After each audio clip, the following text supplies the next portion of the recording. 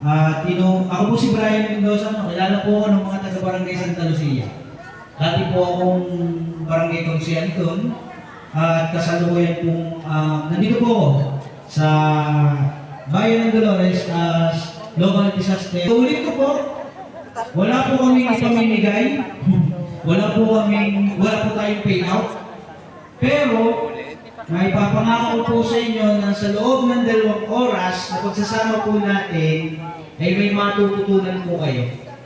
Okay po ba yun? Okay. Yung iba, mamumuha ko, mga taga-barangay Santa Lucia, yung iba taga-Putol, taga-Bulacan 2, siyempre, mga taga-barangay bayan yan, mga barangay opisyal, nandyan din po, muli po,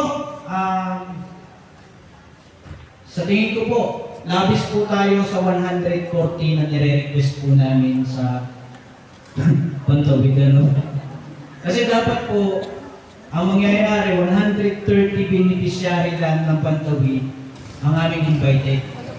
Pero wala po tayong magagawa, nandiyan na po kayo. Ay di yung mga kasamahan ko na lang po bahala sa pag-distribute po ng inyong pong PMs na sana umabot. Pero hindi naman tayo papabayaan ng mahal na Direk Dolorosa. Abot yan sa tingin ko. Po? Okay? Lahat po mabibigyan kami. Okay po? Ayun, may nag-ano na po, volunteer, kahit yung kanya daw po, ibigay na si ate, ano naman. Si ate. Okay. Sabi kahit ano po, yun ang mga, sir, yun ang hinahangaan ko, kahit akin po, ibibigay ko na sa mga kasamahan ko sa Pantawid ko. Di ba? Masaya, ganyan tayo mga taga-Dolores eh. Di ba, ate? Di ba ano? Uy!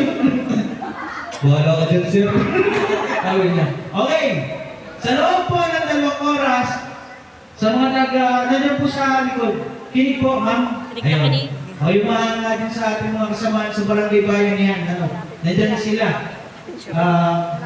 Sadya ma'am, po, ang hirap paglakad sa mga barangay, pero sila mismo nandito. Po? Although trained na sila, nandito pa rin. Kaya muli po mga kasama, palakpakan po natin yung mga taga-barangay bayan yan. Palakpakan po natin. Okay? Ang mga taga-barangay Bulacan 2, palakpakan po natin. Okay? Taga-barangay Bulacan 1. Yung pangalan po si ate. Ate, huwag ka malungkot. Ibibigay na ni ate Dara yung kanya. Huwag ka mag-alala. Barangay Putol. Ayan. Barangay Santa Lucia. Baka mananalo dito. Huwag mo dito. Asa mo ang chapter? Bawal na po. Bawal na po. Joke lang. Po? Yun po. Ang layunin po ng ating pong training, kung pong isipin mga kasama, sige po, babanggit po anong pangalan. Si Sir Toots. Kaya ni Sir Toots, nag-meeting po kami ng Municipal Action Council. Pagka papamiting po ang Pantawid sa munisipyo, ang sabi po na, ayon sa data, hindi naman sabi ni Sir Toots, sabi lang po dun sa meeting, ayon sa data, ang Pantawid beneficiary daw po ay walang alam pagdating sa usapin sa DRRM.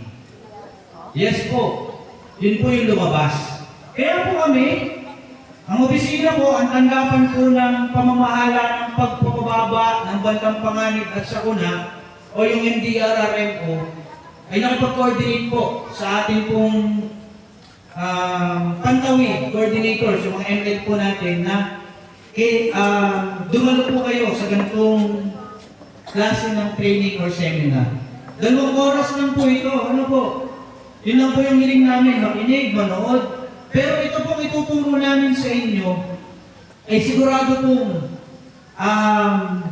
huwag naman sana magamit pero handa kayo in case of emergency. Po? Okay? Alam niyo po yung nangyayari sa General Santos City. Ano po nangyayari doon? Doon sa lugar ni Pacquiao. Boxing? Hindi po, di ba nalin doon? Nabalitaan mo sa Facebook? O taas ng kamay po walang cellphone. O sinanay, sigurado kayo? Walang cellphone? Taas po ang kamay nang hindi nakakapanood ng balita. Nakakapanood po. Yung mga nangyayari po sa ating bansa, napapanahon na po para pag-aralan po natin yung dapat natin gawin. Itong latest lang po, Barangay Santa Lucia. Aware po kayo na halos hindi makaahon yung tricycle, motor. Isipin niyo po na barangay po doon, ang taas ng area ng Barangay Santa Lucia. Hindi makaahon yung tricycle, hindi makaahon yung motor. Dahil sa taas ng baha. Ano po? Barangay Bulacan Dos. Sa area niyo po, baha na din, yung makaraan na Sabado. Ano po? Doon po sa Barangay Bayanihan, mga kasamahang konsyal, ano po? Baha na rin dun sa Purok 7. Oh, Purok 7, baha na rin. Ano po? Sa Barangay Bulacan Uno, ang daming tumbang puno nitong nakaraang Sabado. Tama po? Hanggang ngayon, may tumbang puno pa rin dun sa may Oriya. Pero nag-uulan, hindi po nagawa natin ng paraan para maputol. Ano po? Ano ba yung dapat natin gagawin? Ano ba yung dapat natin gawin? Ano ba yung dapat natin pagandaan? Sino ba yung dapat natin tawagan in case ng may emergency? Taas pong kamay ng may alam. Yun, alam niya kasi si Kapitan natatawagan sa Bulacan Dos. Ano po? Bukod kay Kapitan, sa mga konsyal, sino tatawagan natin? Alam niyo po ba? May numero po ba kayo? Sige po. Kung sino po may number ng emergency hotline, taas po ang kamay. Meron ka po? Sigurado ko, ma'am? MDRRM mo? Tingnan mo. Kasi umatin siya ng training ng nakaraan. Thank you, ma'am. Yung kay Ate Dara, mapapapunta sa'yo. Okay? Ito po, sa loob ng 2 oras, makikinig, manonood lang po kayo ng video. Yun lang po ang gagawin natin. Sisimulan ko na po. Ang una po natin gagawin, i-describe po natin kung ano po yung pamamahala ng pagpapababa ng bantang panganib at sakuna sa buong Pilipinas. Ang haba ano? Yung DRRM o yung tinatawag nating M-DREAM-O. Sa Pilipinas po, nangyayari po, bumabaha, lumilindol, iba't ibang klaseng sakuna. Sige po, dito daw po sabi ni Tita. Nakabalitaan nyo sa Angeles City, Pampanga po. Yung nag-collapse. Gumuhong building. Alam ni Tita. Yun nga yung disaster po. Pero kung mapapansin po natin, gumuho yung isang building lang, Angeles City, Pampanga, pero buong Pilipinas, apektado. Ano po?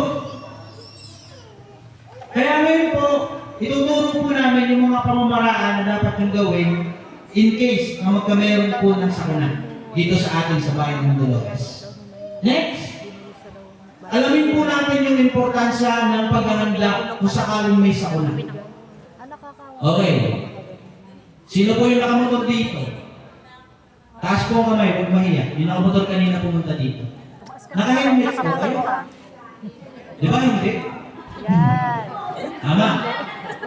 Walang helmet. Hindi po, kasi ang iniisip ko po, yung safety nyo. Kasi kung hindi kayo kung helmet kayo, huwag naman sana madulas yung daan. Delikado, di ba po? Yan, yung mga kasamahan ko sa M-DREAM, hindi ko napapakilala sa isa na po. Magtatagal tayo. Pero yung mga yan, kalimitan ng nire-respondihan kasama ng mga BFP ay walang helmet. Kaya sana sa susunod, mag-helmet po tayo ha. Hindi lang sa asawa ginagamit yung helmet. Okay yan. Hindi, baka kasi mapukpok eh. Pag umuwi, ang kasama ko sa may helmet, galingin mo na pupukpok. Okay, gawin lang po. Next! Alamin po natin kung ano yung inihahanda natin bago dumating ang bagyo, dumating ang sakuna, o pagkatapos ng sakuna.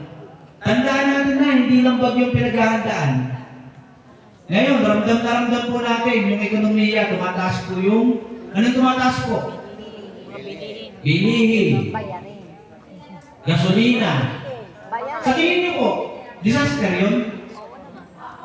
Yun, very good. Disaster po yun, ano? Yung pong pagtaas ng bilihin, gasolina. Okay? Then next, ano po yung karapatan natin, mga kagamitan na dapat natin ihanda kung sakaling dumating ang hindi natin inaasahang kalamidad. Okay? Ready na po kayo? Okay. Huwag po kayo mag-expect na makapanood nyo si Cardo ha, dito sa video. Ito po ay mga disaster, mga bantang panganib, mga sakuna na nangyari sa Pilipinas. Sabay-sabay po nating panoorin. Ako po yung humingi ng pasensya na po. Medyo malabo po kasi maliwanag. Pero siguro naman po, ma-appreciate niyo, mapapanood niyo po yung video na papalabas po namin. Malabo talaga. Okay. Sige po.